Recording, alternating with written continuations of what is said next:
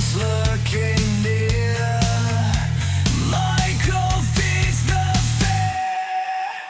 I'm a slash-a-holic, addicted to the fright. Narration so igniting, Josh keeps me up all night. Eyes and masks and pain. Blood runs like the rain. Evil finds its way. Spine-chilling flame. Out of breath but not out of light. Horror digs, don't look behind. Feel the terror cry. Will you dare to slay? I'm a slash-a-holic, addicted to the fright.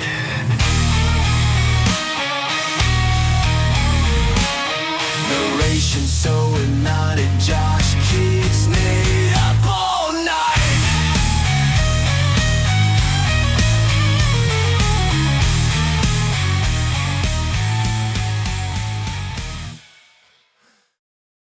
The Halloween Massacre, an original novel by Jeremy Terry.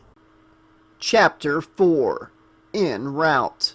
34-year-old Sally Hardesty closed her eyes and leaned into the falling water, letting the shower wash away the accumulated grime of the day. It had been a long trip, and there was many more miles to go the following morning if she was going to make it to the television studio for the taping. Haddonfield, Illinois. It was a little town once in the forefront of the nation's thoughts. A household name because something terrible had happened there. Like Texarkana, the colloquially titled Town That Dreaded Sundown, Haddonfield had come to be known as the town that dreaded Halloween. It was funny how killers could shape a whole country. Scars run deep, she thought as she opened her eyes and stared at hers. Why are you doing this, girl? Because you need the money, she said out loud.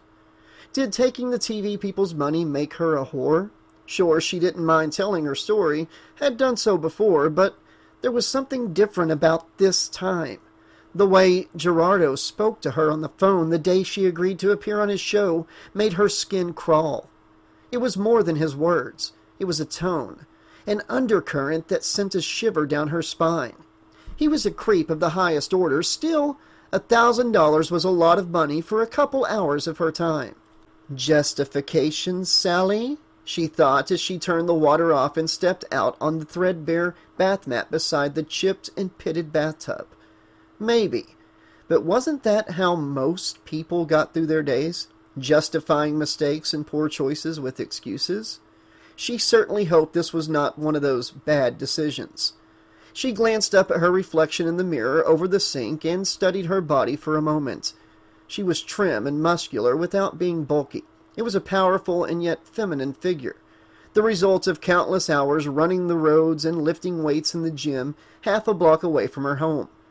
Fear had made her body and mind into a weapon. She would never be a helpless victim again. She toweled off and dressed in a faded pair of gray sweatpants and sweatshirt that had a picture of Winnie the Pooh eating a smackerel of honey on the front. Childish, but the silly old bear made her heart smile. It was something clean and innocent, something to combat the memories of the Sawyer family's bone-filled home. She left that place a screaming shell, and it had been a long time before the screaming stopped. She'd heard it said that time heals all wounds, but she felt the truth was different. She thought that time dulled the deepest ache until one day you could close your eyes and see hell printed on the inside of your eyelids without wanting to scream. You learned to endure and keep moving forward. She walked out of the steamy, mildewed bathroom into the crummy motel room she'd rented for the night. Tan bed sheets, dark faux wood-paneled walls and furniture, and dirty burnt orange carpet made the place feel like a cave. $20 for the night seemed too high a price to pay for such squalid accommodations. She crossed to the bed and sat, pulling a duffel bag from beneath the bedside table. She lifted it onto her lap and unzipped it. A stainless steel .44 Magnum rested on top of the clothes, and toiletries inside. The word Franklin was etched into the long barrel. Franklin Hardesty, her wheelchair-bound brother. Her annoying and innocent brother that Leatherface carved up with his chainsaw right before her eyes. He might be alive if she'd had the gun with her that night. It went everywhere she went now, save for the TV studio. She'd asked about the gun, and Gerardo had told her the sheriff strictly forbid any weapons to be present in the studio. They wouldn't want anything that Leatherface or Myers could use to harm someone. She'd almost reneged on her agreement to appear, but the money won out in the end. Besides, what could possibly happen? The two killers would be under armed guard and shackled the entire time. Surely it would be okay. She laid the bag aside and climbed into bed. She set the alarm clock on the bedside table to 4 in the morning and turned off the light.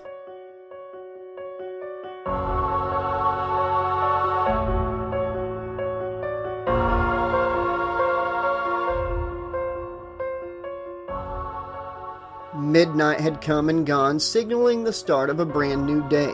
It was Friday, October the 31st, Halloween, and two monsters sat in their separate rooms, waiting.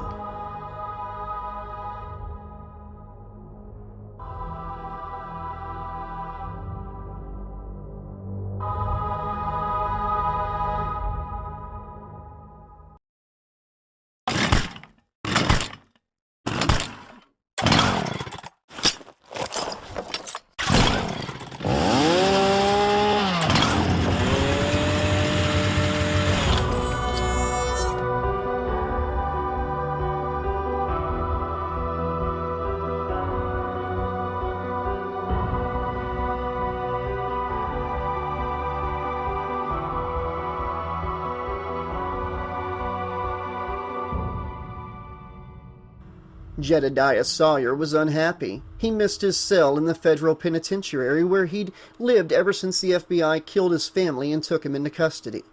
This place was unfamiliar, foreign. The cell's walls were a plain expanse of white. Everything in the room was... In fact, it made him feel like he was trapped inside of a cloud. He stood and lumbered towards the thick metal door with its tiny window, limping slightly. His leg had never been quite the same after his chainsaw had cut it the day Pretty Sally escaped him. He reached the door and peered out. A clock hung on the wall on the opposite side of the corridor, the word Smith's Grove Sanitarium embossed on its white face. The time was 4 o'clock in the morning. Everything is white here, he thought, clenching his big fist. I want to make it all red. Nubbins would have liked to do that with him. Nubbins always liked decorating with what was left over after the family ate. He missed his brothers. Jed heard echoing footsteps coming towards him along the hall. A shadow fell, and then Jed saw him. The man was big, taller than Jed, if not as wide. He towered above the two orderlies escorting him. His hair was long and hung down like a curtain shielding his face from view. Jed hissed as something turned over inside him and began to speak in sibilant, inarticulate recognition of something like him. The man paused, causing the orderlies to stumble. He turned and met Jed's gaze with the blackest eyes, the devil's eyes. Like called to like. Two monsters sized each other up and growled in mutual respect. Then the moment passed, and the man allowed the orderlies to move him along. "That's it, big guy," one of the orderlies said. "Let's get it in gear, Michael. Your chariot awaits." Michael, Jed thought. His name is Michael. He heard a jingle of keys and more footsteps. He stepped back from his door as two more men appeared. They opened the door and stepped inside. They held handcuffs and leg shackles in their hands. "All right, Jedediah," the one on the right said. "My name is Marco and my partner here is Clarence. We're here to escort you down to the Sallyport so you can get on the bus. You have a busy day tomorrow. I hear you're going to be on TV." Jed didn't know these men, and he didn't know what they were talking about. Fear and anger bubbled up inside of him, and he squared his shoulders. He missed his home back in Texas and his old cell in the federal pen. He missed the familiar faces of his guards who brought him his meals and fresh clothes. He did not like the unknown. Marco noticed Jed's changed demeanor and took a step back to the open door. He leaned out and called down the hall. 3 more men appeared a moment later, each armed with nightsticks. Bolstered by their numbers, the men stepped forward. Jed stayed still and allowed them to restrain him. Perhaps they were going to take him back where he belonged. They led him outside and along a white corridor. They came to a door on the left and passed through into a stairwell, their footsteps echoing in the space. They went down, passing through another door out into a vehicle gate where a large transport bus waited. The words Warren County Detention stenciled on the side in block letters. An elderly lady dressed in nurse's scrubs walked up to him with a syringe in her hand and motioned for the orderlies to hold Jed steady. She rolled up his arm sleeve and roughly jammed the needle into his arm, depressing the plunger much too fast. She watched him, searching for a reaction, but he did not give it to her. A little burning was nothing compared to the things he'd been through before. She shook her head, disappointed, and turned away. "Let's go, Bubba," Clarence said, pulling him forward. Jed froze for a second and looked down at the man. How did he know that was one of Jed's nicknames? The man stared back, frowning, and Jed realized he didn't know. It was just a coincidence. Jed started walking again, allowing them to lead him on to the bus, past 2 deputy sheriffs armed with pistols and shotguns.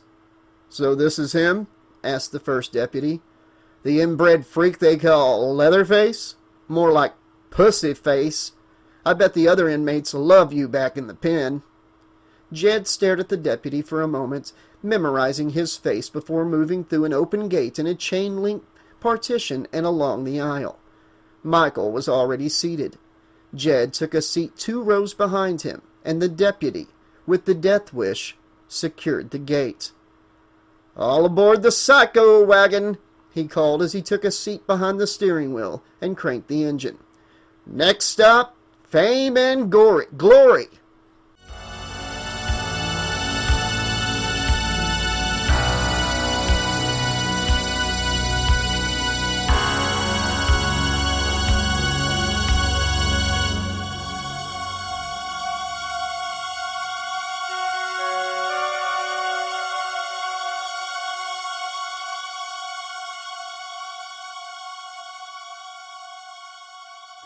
Sheriff Lee Brackett leaned against the trunk of his parked cruiser, smoking a cigarette and watching the first rays of the sun emerge above the horizon. A strong gust of wind blew through the trees, planted along the road, giving them voices. He wondered what secret the trees whispered about. A low drone rose, grew louder, as headlights cut through the creeping mist that hugged the road. He stood up straight, his hand going to the butt of the revolver holstered at his right hip. They had arrived. The transport bus slowed and pulled up to the Warren County Jail. Rear vehicle, Sallyport gate. The outer gate rolled open, and the bus drove in, pulling to a stop. Deputies came from every direction, some searching beneath the vehicle per proper procedure, while others escorted the 2 inmates from the bus. They were indistinct, faceless shapes from that distance, but Brackett knew which one was which. How often had he studied photographs of Myers over the years? How many times had he dreamed of the man? His fingers itched to draw the weapon. His feet throbbed with the desire to sprint screaming across the lot, to bring swift, just death to the thing that haunted his nightmares. That was why he stood apart, while others saw to the work of securing the 2 killers in holding cells to await transfer to the TV studio later that day. He knew he would not be strong enough to be rational, not after all the time that had passed, not when Myers was so close. No, he may be a grieving father, and he may regret not letting Loomis pull the trigger all those years ago, but he was still an officer of the law. Letting Loomis shoot Myers was very different from pulling the trigger himself and murdering the bastard in cold blood. Annie wouldn't have wanted that. The search was done. A dozen deputies surrounded Myers and Sawyer, and they all disappeared inside the jail. Brackett hissed out the breath he hadn't realized he was holding, and fell to his knees beside his car. He raised the fist from his gun and punched the ground over and over again as tears began to flow down his cheeks. Chapter 5. A Little Bird. The small crowd sat in groups of twos and threes, their heads bent together, chatting quietly as they looked up to the screen to the right of the lectern. An expressionless young boy stared out at them, his eyes like the blackness between the stars. The image held their gaze, transfixed them, as it had Dr. Samuel Loomis when he first met the boy after he murdered his older sister. Loomis stood just off stage, grumpily adjusting his tie, as he studied their reaction. He hoped there was at least one bright mind among the bunch. "Prepare to be disappointed," he thought. "The first question one of them will ask will be, how many people has Michael killed? The second will be, did I see the bodies or some other such morbid fancy? It's always the same. They are all shallow-minded in their focus. They don't have a clue what they are really looking at when they see that child staring back at them from the photograph. Very few people do. Wynne doesn't, the goddamn fool." Loomis ground his teeth and turned away from the crowd. He'd been presenting at the conference for a week, living out of a hotel room a few miles away. He was on edge, angry and frightened. He, unlike the Smiths Grove administrator, was no fool. He knew Wynne sent him to the awful conference to get him out of the way. The question was, why? Surely the board of directors hadn't caved to Wynne's insane idea. Willfully exposing the public to Michael Myers was tantamount to criminal negligence. Doing it in Haddonfield, of all places, that was unconscionable, unforgivable. Someone tapped him on the shoulder, and he turned to see a mousy, bespectacled girl of maybe 20 years old. Loomis had seen her around the conference, had passed a few words with her. He couldn't remember her name. "Excuse me, Dr. Loomis," she said. "I'm sorry to bother you. I know you're about to go on stage to present." Loomis waved this away. "It's quite all right. The drooling masses out there have been waiting with bated breath. It won't hurt them to hold it a little longer. Perhaps if I wait long enough, they will all pass out and I won't have to go through with this dreadful farce." The girl raised one perfectly plucked eyebrow. I'm sorry?" "Don't mind me," he said with a sigh. He realized that he was in a terrible mood and reminded himself to be careful. It wouldn't pay to be rude, especially to someone like this girl who was just doing her job. "How can I help you?" "This message came for you a few minutes ago," she said, holding out a folded sheet of stationery. The mast of a sailboat was visible above the fold. Loomis took it and thanked her. She nodded and hurried away off on her next task. He unfolded the paper with trepidation and read, "Sam, they've done it. They've moved him. He is in Haddonfield." The message was from Marion Chambers, a nurse from Smiths Grove. She was with Loomis the Halloween night in '78 when Michael escaped. She'd been in the car with him when they drove up and found a crowd of milling patients walking in the rain outside the main gate. Loomis jumped out to see to the security guards at the gate, leaving Marion in the car. That's when Michael rushed from the dark and climbed on top of the car. He'd broken a window trying to get Marion, who jumped from the vehicle in terror. Michael climbed behind the wheel and drove away towards his date with the murderous knife. She hadn't believed Loomis when he told her what Michael was. She'd thought him insensitive, even a bit of a monster himself.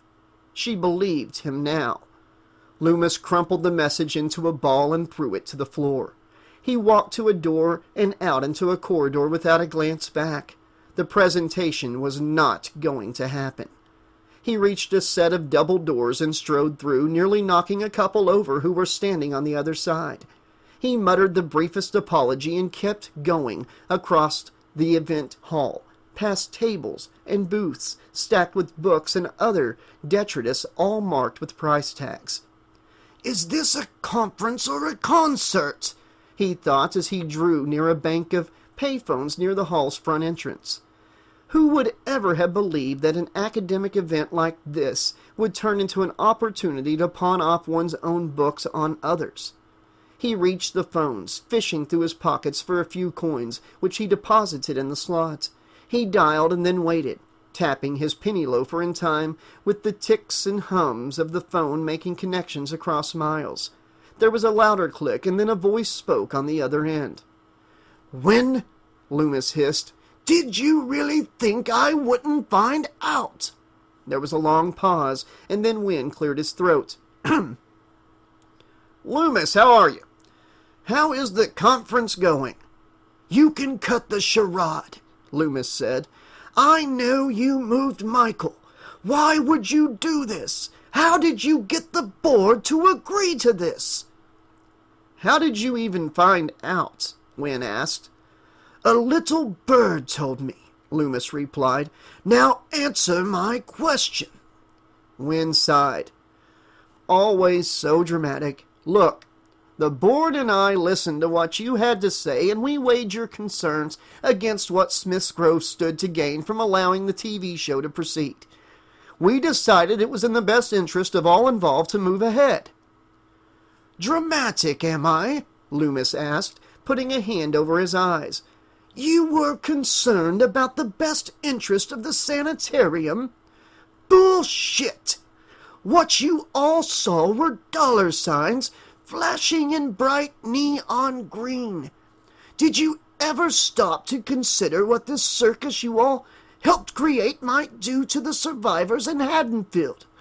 Did any of you think about how much hurt this will cause them? Seeing the worst night of their lives put on display for pure entertainment? No, none of you did. You all disgust me." "You see," Wynn said, his voice rising in anger, "this behavior right here is why I shipped you off to the conference 50 miles away. You refuse to see beyond your demented view of things. You are lucky 50 miles was all it was. It was the only event I could find on short notice. If I'd had my way, I would have shipped you off to California or even overseas. I'm sick of your fear-mongering, Loomis. I'm telling you only once. Stay at the conference. Stay away from Smith's Grove and out of Haddonfield." Loomis chuckled.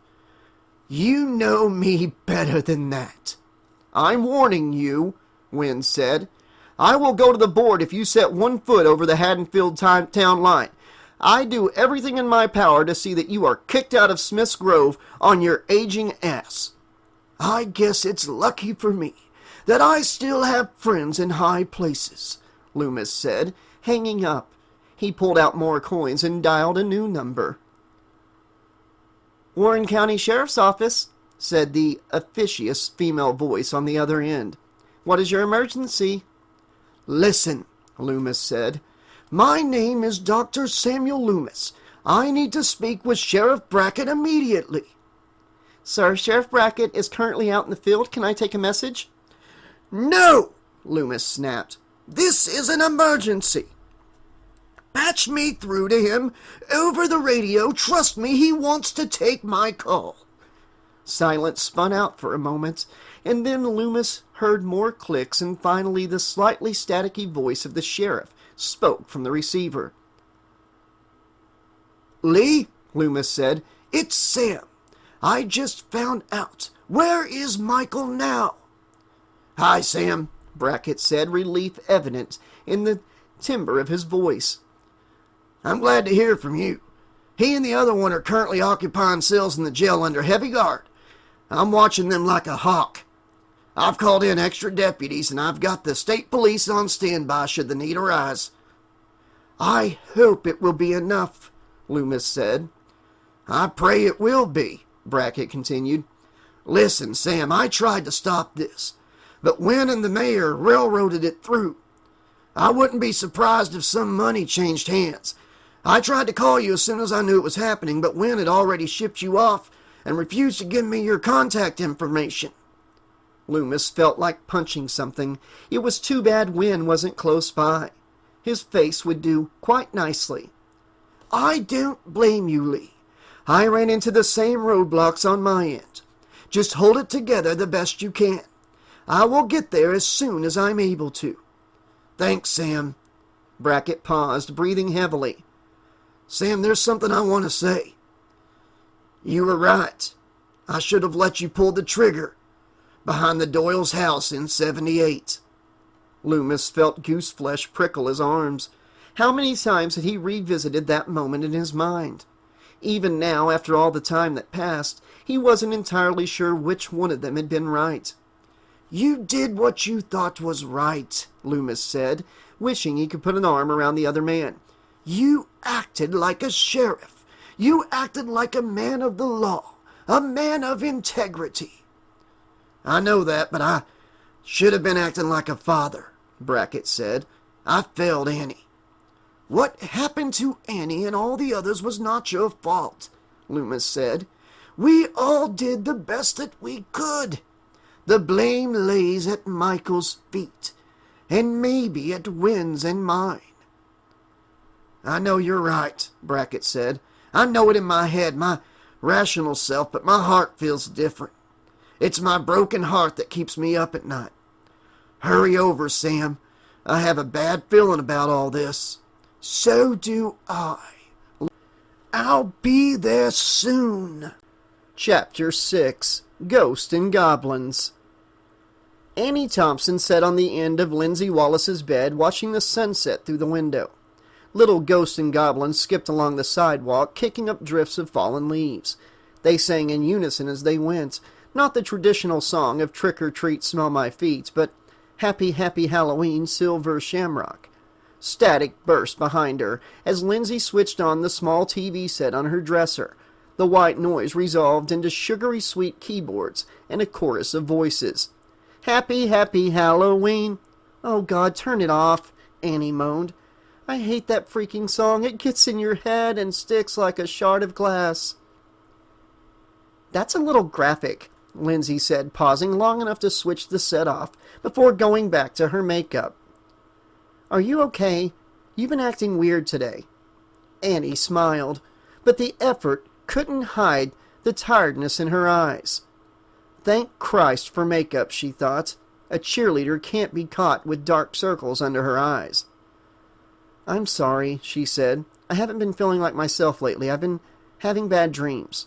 Lindsay smirked. "Bad dreams about Jason? I bet he would love to keep you up at night." Annie frowned, wishing for dreams as mundane as that. She was starting to believe her parents were right to keep her away from her cousin Nancy. All that talk about dream killers must have worn off on her because she was having some doozies about a man in a dirty red and green sweater. "Annie?" Lindsay asked, snapping her out of her reverie. "Jason can keep himself up at night," Annie said, making a jacking off gesture with her hand. "I'm not interested. What about you and Vic? Is there anything going bump in the night?" Lindsay closed her makeup bag and turned to face her friend with a frown on her pretty face. "He wants to, but I'm not ready for that yet. I think he's getting tired of waiting. The way he looks at me when I tell him no." Annie crossed the room, bristling with anger. "Don't do that. I can see the wheels in your head turning. Don't you dare blame yourself for not being ready. You don't owe him or anyone else that. If it's not right for one, then it's not right for either of you. If he can't respect that, then he doesn't deserve you. Besides, I know two nice guys who'd love to take his place if he doesn't treat you right." Lindsay raised her eyebrows. "Who?" "You know, for a smart girl, you can be pretty dumb," Annie said with a smirk. Lindsay frowned, thinking. Annie saw the moment the lights came on behind her eyes. Lindsay's cheeks reddened as she started playing with the hem of her skirt. "You mean Tommy and Ed's?" Annie nodded, laughing. "It's good to know that your brain works." Lindsay's blush deepened. "Come on, Annie. Tommy and Ed's are just friends. Heck, we've been neighbors since we were all born." Annie stood and paced the room, her hands clasped at the small of her back. "So you wouldn't mind if I went after one of them, then? That Ed's is really cute." Why would that bother me? I mean, I have a boyfriend, and Tommy..." Annie spun on her, pointing her finger. "I knew it!" Lindsay looked ready to jump out the window to escape. Her mouth worked, but no sound came out. Tommy stood in front of the chipped mirror above his dresser, studying his pale, clammy face. A thin sheen of sweat glistened on his forehead. He lifted his arms, saw the dark, wet circles at his armpits, and sighed. He turned away from the mirror, stripping his shirt off and using it to wipe the worst of the cold sweat from his body and face. He took another dress shirt from his closet and threw it on before walking back to the mirror. The face staring back at him from its depths reminded him of a rabbit that has scented a predator and is prepared to bolt. Fucking coward, he thought, raising his fist and bringing it down on his thigh. You are pathetic. You stink of fear. You need to man up. The girls and Eds believe in you. Hell, even that douchebag Vic called to wish you luck. If all of them believe in you, why can't you believe in yourself? Because life isn't a fairy tale, he said to his reflection. Because sometimes people don't get better. Sometimes there is no light waiting for you at the end of the tunnel, only more darkness. Careful, Tommy, don't start down that rabbit hole, or you might find yourself spending some quality time in the hospital again. Remember what your shrink said to do when you feel like this? Positive self-talk, he said with a grimace. I'm positive that I'm going to shit my pants in front of everyone in that television studio. He couldn't stand to look at his reflection anymore. He turned away, crossing to his bedroom window and looking out across the street to Lindsay's house. There was a light on in her window. Why can't I be like her? He thought. She's so strong. Myers killed 3 people in her house and it doesn't seem to bother her anymore. How can she just move on with her life when there are reminders of that night everywhere around us? Something moved at the edge of his vision. Tommy glanced down to the driveway beside Lindsay's home. The driveway where he once witnessed Michael Myers carrying the dead body of Annie Brackett in his arms. Someone was standing there. It was a familiar shape, one he saw every night when he closed his eyes, one imprinted on the backs of his eyelids. Tommy closed his eyes, counted to 5, and opened them. The boogeyman was gone. Of course he was. He was never there to begin with. The boogeyman is locked behind bars. He's been there ever since that awful Halloween night. The wind blew, and Tommy saw what had drawn his attention. A plastic skeleton swung from the porch eave on a strand of fishing line. The decoration the Wallaces called Mr. Bones seemed to drop Tommy a mischievous wink. You're barely hanging on, dude, he thought as he turned away from the window and walked out of his room and downstairs. You can't keep going like this. A brightly colored envelope sat in the corner of the dining room table. He picked it up, saw his name scrawled across the front in his father's childish handwriting, and smiled. It was nice to know that his friends weren't the only ones in his corner. He tore the envelope open and began to read. Tommy, your mother and I am so sorry that we can't be there with you while you face this thing tonight. Please believe that I would be there if there were any way that I could get out of attending this training. I tried, but my boss wouldn't have it. Your mother and I send you our love. I know you can do this. Face your monster and move past the nightmare. Or don't. No one will blame you or think less of you if you decide not to go. I want you to know that we are proud of you no matter what you do. We are proud that you are our son, and we love you more than words can say. You got this, Dad. Tears stung Tommy's eyes, and he wiped them away with his jacket sleeve. He would have to do something nice for them when they got back. He put the note back into the envelope and dropped it into his pocket. He thought he might need to read it again before too long. He walked through the house, turning out the lights as he went. He stepped outside, locked the door behind him, and crossed to his old car. He took a deep breath as he climbed behind the wheel and put the key in the ignition. It purred to life with one twist of the wrist. Of course it cranks up so easily, the one-time part of me wishes it would stay dead, he thought. He shifted the car into reverse and backed out of the driveway into the street. Okay, Slash-a-Holics, this has been chapters 4, 5, and 6 of the Halloween Massacre by Jeremy Terry. Gotta say, I really enjoyed, getting to catch up with some of these past would-be victims of Leatherface and Michael. We had Sally, Annie, Tommy. As a father, I appreciate the father leaving the note for Tommy, but at the same time, it's like, screw the training. This is something really big. You should be there for it. But that'd be a lot of characters to have to cater to while writing, so I kind of understand why it's going that direction. And also, this is like a horror movie story. Nothing ever, that he's got to be by himself. It's just part of the deal. Kind of like Sheriff Brackett, the whole thing with him saying the law is the only thing keeping him, his integrity is keeping him from killing Michael. But me as a father, if somebody killed my daughter, like somebody like Michael Myers or anybody really, and I was the sheriff and I saw them across the lot, I would walk up slowly, like I'm doing a normal thing, like, hello, deputies. I would pull out the gun and I would pop that guy as many times in the face as I could before the deputy stopped me. Damn the law, damn society. That's just how I am. I'm sure a lot of you are too. But I get Sheriff Brackett's integrity. He is a sheriff. This is a horror movie story, and he's got the part to play, the good guy. He's got to be the opposite of what Michael is, and that goes for Loomis too. Though I think Loomis might take his shot, if he has the chance. I'm curious to see where the story's going to go. I really liked the time we got inside the jail cell with Jedediah Leatherface, especially when Michael came walking by and Michael sensed him. They turned and locked eyes. That was a badass scene. Jedediah getting on the bus. I feel like that deputy is definitely going to meet a chainsaw later, hopefully. The fact that we have the Silver Shamrock thing going on is a pretty cool tie-in. Yeah, all in all, these were great chapters. Really enjoying the book so far. If you are, please let Jeremy Terry know in the comments below. Drop him a comment if you have a question or you just want to say something about the book. He definitely checks it and responds. I've been making a lot of changes to the channel recently, getting rid of a lot of copyright music from older videos, deleting some old audiobooks and re-uploading them with new fresh intros and outros with copyright stuff changed. You'll see a lot of old books getting re-uploaded. That's what's going on. I'm not doing a double upload. I'm actually replacing the old audiobook.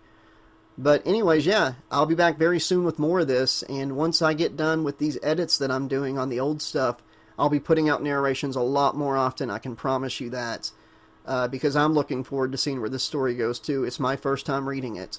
And I also want to announce that Jeremy Terry is writing a novelization for Freddy's Dead, The Final Nightmare. So that's going to be awesome. That's the one movie that doesn't have an official novelization. And Jeremy always does some great stuff with original stuff that he adds to it. He's going to try to make Freddy a little darker, I think, at times. And, maybe one day we can get better novelizations to the first 5 Freddy movies, because out of all the slasher novelizations and tie-in books, the Freddy movie novelizations are quite lacking. Even though Part 3 is kind of cool because it's like a totally different adventure based on an earlier script, it's still really short, and it just doesn't have any meat to it. But I am looking forward to Freddy's Dead. I'm looking forward to finishing this book and Murder Report. I'm going to finally get out the Freddy Krueger's Tales of Terror Part 1, get that narrated this year, hopefully finish Freddy vs. Ash, and Final Destination, Destination Zero. And from there, we'll see where it goes. I heard that Curse of the Jersey Devil is going to have a second act coming out soon from that author. I'm working on Celestial Slumber Part 2, which will be the final fight between Freddy and Jason. Their rematch. You're going to love it. It's going to be a fun story. Way different than the first book, but still fun and bloody. Until next time, thank you so much for listening. Be excellent to each other. And if you want to support the channel, you can do it through Patreon, Cameo, PayPal donation. But now you can even get a channel membership here on YouTube. Click the join button on the channel's page here on YouTube. There's 3 tiers. There's a Slash-a-Holic Apprentice for, I believe, $4.99 or $5.99. A Slash-a-Holic Ultimate Slash-a-Holic, which is $9.99. And then a Slasher Icon / Producer, which is our $20 tier on the channel memberships. They all come with some cool stuff. And also some exclusive emojis you can only get if you are a member of the channel. So check that out, and I'll see you soon.